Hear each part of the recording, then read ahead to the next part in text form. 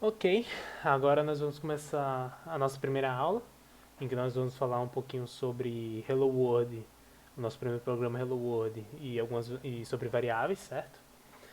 Para começar, a gente tem o nosso VS Code que nós instalamos. A gente vai vir no canto superior esquerdo, onde está escrito File, clicar no File, clicar em Open Folder. E aqui dentro, o que eu vou fazer é o seguinte: eu vou clicar aqui em cima para criar uma pasta chamada Python Course. E dentro dessa pasta eu vou criar outra pastinha que vai ser a aula 01 e vou dar um OK aqui em cima, que eu vou estar dizendo para o VS Code abrir nessa pasta aqui na aula 01, beleza? Trust, tarará. Estamos aqui dentro da aula 01 e vamos criar nosso primeiro arquivozinho, que vai ser o Hello World em Python. Nesse arquivo a gente vai estar falando aqui sobre o Hello World em si, né, o nosso programazinho. E também vamos falar, na verdade vamos deixar para falar de variáveis em outro arquivo. Vamos só fazer o Hello World por enquanto. O que é o Hello World? O Hello World é um programa que vai imprimir a frase Hello World em um terminal. O que é um terminal e como a gente pode fazer abrir um terminal aqui dentro do VS Code? Se a gente vier aqui em cima, você pode ver que está escrito terminal, você clica, novo terminal, e o seu terminal já está aberto aqui. Ele deve abrir dessa forma aqui. Python Course, aula 1, certo? Esse Hello World aqui, a gente vai usar uma função chamada print, e dentro dela a gente vai colocar o Hello World entre aspas. A gente não pode esquecer dessas aspas, já vou explicar o porquê, certo? E a gente pode executar esse nosso arquivo e ele vai dar o print do nosso Hello World. Um arquivozinho bem simples, um programa bem simples. E para executar, a gente coloca Python 3 e coloca o arquivo que nós queremos executar, que no caso é helloworld.py. Quando a gente fizer isso, ele vai passar linha por linha, lendo e executando os códigos. Quando a gente der Enter, ele dá o nosso Hello World. Ou seja, ele vê nessa primeira linha, vê que é um comentário, certo? Isso daqui é um comentário em Python. Quando você coloca o hashtag, ele vai ignorar qualquer coisa que você escrever aqui, ok? E depois na segunda linha, ele vê que tem a chamada dessa função aqui chamada print, que é uma função. Quando você coloca os parênteses assim, né? Você está chamando essa função, pedindo para ela ser executada, e aqui dentro dos parênteses você passa parâmetros para essa função, que são especificações de como executar essa função, por exemplo. Vamos dizer assim, bem entre aspas, certo? Bem entre aspas, especificações de como executar essa função. Quando a gente rodar isso, vai sair o Hello World, e esse é o nosso primeiro programazinho, que é o Hello World. Vamos criar um novo arquivozinho aqui, para a gente falar sobre variáveis.py. Evite colocar espaço, cedilha, acento em nomes de arquivos, certo? A gente cria esse arquivo. Depois que a gente cria esse arquivo, agora a gente vai estar falando sobre variáveis. Variáveis em Python. É o seguinte, variáveis funciona mais ou menos assim. Pensa que uma variável é uma caixinha. E essa caixinha, deixa eu centralizar isso, né? É uma caixinha. E essa caixinha pode assumir vários valores. Pode ser um string, representando um oi, um textozinho. Pode ser um 10, pode ser um -1, certo?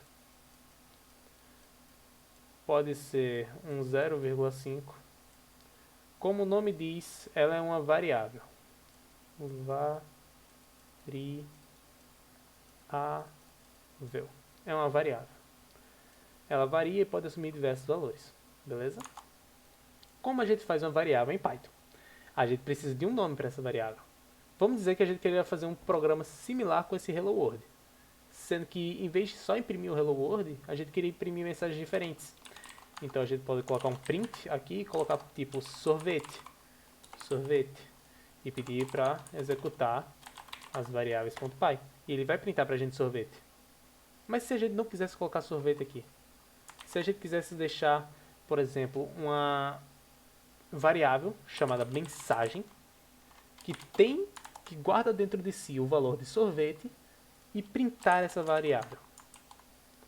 O que acontece é que essa variável, como a gente atribui, né, esse sinal aqui se chama de atribuição, igualzinho, quando tem apenas um igual à atribuição, a gente atribui o valor de sorvete para essa variável mensagem e printa essa variável mensagem, certo?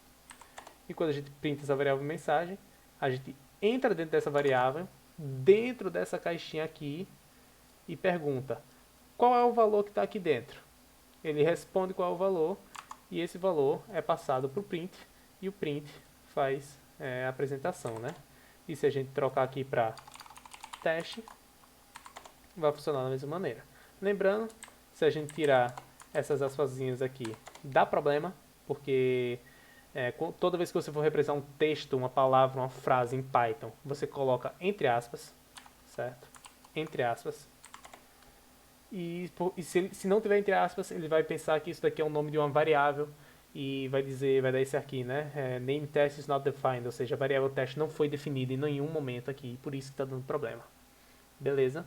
Quando a gente está falando sobre nome de variáveis, a gente tem que se atentar em algumas coisinhas, como, por exemplo, se vamos trocar esse nome dessa variável para MSG, certo? Para ficar menorzinho, e vamos dizer que a gente cria um MSG, sendo que com um M maiúsculo, e coloca o valor dele para ser 20. Quando a gente executa isso, vai printar o teste. São as mesmas letras, né? MSG, MSG. Sendo que se eu trocar aqui para o M maiúsculo, ele passa a printar 20. Ou seja, Python é case sensitive. Que isso daqui é igual a diferencia letras minúsculas de maiúsculas em nomeação de variáveis e CIA. Ou seja, se eu tivesse uma string teste assim e teste dessa maneira, para Python isso daqui são duas coisas diferentes, ok? Agora vamos dizer que a gente muda isso daqui para M minúsculo, né? Coloca uma mensagem aqui, tira esse teste daqui. Quando a gente rodar, a gente vê que o que sai é 20, porque Python executa de maneira linear. Ele pega essa primeira mensagem, vê que tem um valor de teste e atribui esse valor a essa mensagem, a essa variável, sendo que depois ele vai e troca esse valor por 20, e por isso que aqui saiu 20. Se a gente trocar eles de lugar, se a gente trocar eles de lugar, vai sair o teste ali embaixo. Beleza? Outra coisa muito importante, quando você for dar nomes às suas variáveis, tenha preferência por nomes com letras minúsculas, certo? Não use espaços na sua variável, por exemplo, se você for colocar primeira mensagem, você percebe que aqui ficou vermelho, ou seja, está dizendo que tem um problema, né, em alguma parte desse arquivo, e quando a gente tenta executar, dá um erro de sintaxe, ok? O Python não aceita variáveis com espaço. Você coloca um underline se você quiser representar esse espaço. E coloca aqui esse primeira mensagem, que aí nesse caso ele vai printar o 20. Tranquilo. Outro ponto não use acento, certo? Porque a gente tenta deixar tudo em padrão do teclado em inglês, ok? Porque se você for passar esse código para alguém que cair na mão de de uma pessoa que usa um teclado em inglês, ela não vai ter um C cedilha no teclado, ela não vai ter um acento no teclado.